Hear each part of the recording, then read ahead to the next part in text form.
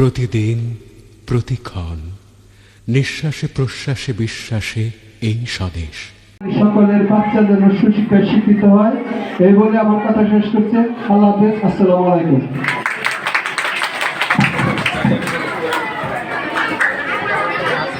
ধন্যবাদ আমাদের প্রিয় একজন অভিভাবককে তার গঠনমূলক উপদেশ বলার জন্য।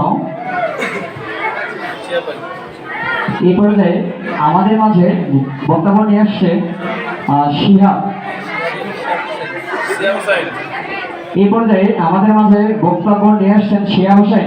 উনি একজন অভিভাবক, তার গঠনমূলক আলোচনা করার জন্য আমরা বিশেষভাবে অনুরোধ জানাচ্ছি তাকে।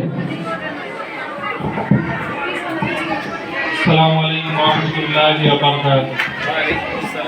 মিলেনিয়াম স্কুল এন্ড কলেজ অভিভাবক অনুষ্ঠানে আমি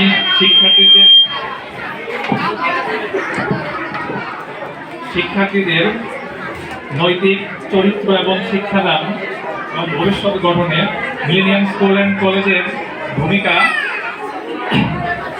অগ্রণী ভূমিকা পালন করবে এটা প্রত্যাশা করছি। সেই সাথে শিক্ষক এবং শিক্ষার্থীদের বলতে চাই, আপনারা জ্ঞানার্জনের পাশাপাশি যে নৈতিকতা আছে, চরিত্র, সেটা অবশ্যই তাদের শিক্ষা দিতে হবে।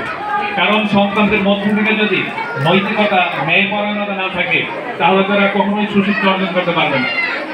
যেমন একটা শিক্ষিত যতই হোক, তার মধ্যে যদি আমানতদারিতা না থাকে তাহলে একটা অন্ধ যেমন একটা অন্ধ হাতে মশাল দিয়ে যদি বলা হয় তুমি 20 জন লোককে পথ দেখাও, তখন সেই অন্ধ লোক মশাল হাতে রাস্তা দেখানোর পরিবর্তে বাড়ি ঘর আগুন দিয়ে দেবে।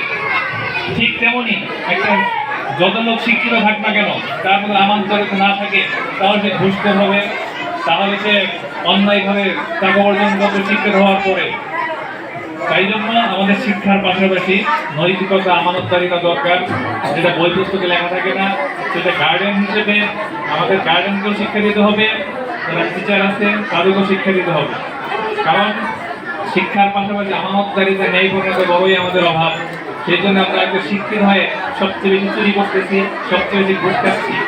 আমরা চাই শিক্ষার পাশাপাশি সন্তানদের আমানতদারিতা, এটা শুধু শিক্ষকের কাজ না, একটা অভিভাবক হিসেবে আমাদেরও দায়িত্ব। আর মিলেনিয়াম স্কুল এন্ড কলেজের কাছে আছি, ইনশাল্লাহ পাশে থাকবো। সবাইকে ধন্যবাদ। আসসালামু আলাইকুম।